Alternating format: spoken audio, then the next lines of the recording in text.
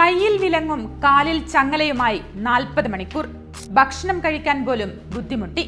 അമേരിക്കയിൽ നിന്നും നാടുകടത്തിയ 104 ഇന്ത്യക്കാർ നേരിടേണ്ടി വന്നത് കടുത്ത പീഡനം, കൊടിയ അപമാനം.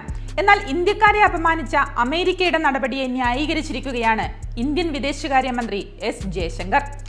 It is the obligation of all nations to take back their nationals if they are found to be living illegally abroad. This is naturally subject to an unambiguous verification of their nationality. This is not a policy applicable to any specific country, nor indeed one only practiced by India. American president തെരഞ്ഞെടുപ്പിന് മുന്നോടിയായി Donald Trump പൊതുജനങ്ങൾക്ക് നൽകിയ വാഗ്ദാനങ്ങളിലൊന്നായിരുന്നു രാജ്യത്തെ അനധികൃത കുടിയേറ്റക്കാരെ നാടുകടത്തും എന്നത്. വാഗ്ദാനം പാലിച്ച് കുടിയേറ്റക്കാരെ നാടുകടത്തിയപ്പോൾ നാടുകടത്തലിന്റെ രീതി ഇപ്പോൾ വ്യാപകമായി വിമർശിക്കപ്പെടുകയാണ്. കൈവിലങ്ങണിയിച്ചും പരസ്പരം ചങ്ങല കൊണ്ട് ബന്ധിച്ചും US സൈനിക വിമാനത്തിൽ കുടിയേറ്റക്കാരെ നാടുകടത്തിയതിനെതിരെ ലോകരാജ്യങ്ങൾ പ്രതിഷേധവുമായി രംഗത്തെത്തി. കുടിയേറ്റക്കാരുമായി ആദ്യ വിമാനം എത്തിയപ്പോൾ തന്നെ കൊളംബിയ ശക്തമായ പ്രതിഷേധം രേഖപ്പെടുത്തിയിരുന്നു. US സൈനിക വിമാനങ്ങൾക്ക് തങ്ങളുടെ രാജ്യത്തിറങ്ങാൻ കൊളംബിയ അനുമതി നിഷേധിച്ചതോടെ രാജ്യത്തിനുമേൽ 25% തീരുവ ഏർപ്പെടുത്തിയാണ് അമേരിക്ക തിരിച്ചടിച്ചത്.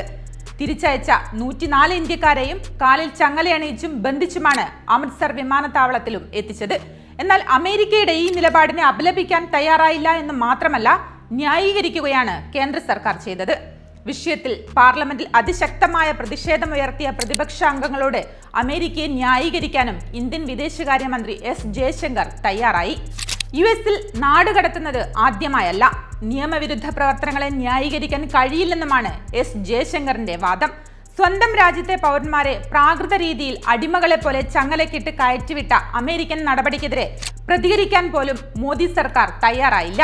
കേന്ദ്ര സർക്കാരിന്റെ ഈ നിലപാടിനെതിരെ രാജ്യവ്യാപകമായി വിവിധ പാർട്ടികൾ പ്രതിഷേധവുമായി രംഗത്തെത്തിയിരിക്കുകയാണ്.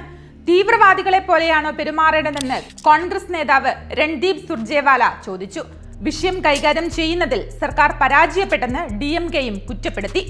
നാടുകടത്തൽ വർദ്ധിച്ചു വരുന്നുവെന്നും അമേരിക്കയുടെ വടക്കൻ അതിർത്തിയിൽ നിരവധി ഇന്ത്യക്കാർ കൊല്ലപ്പെട്ടുവെന്നും തൃണമൂൽ കോൺഗ്രസ് ആശങ്ക പ്രകടിപ്പിച്ചു.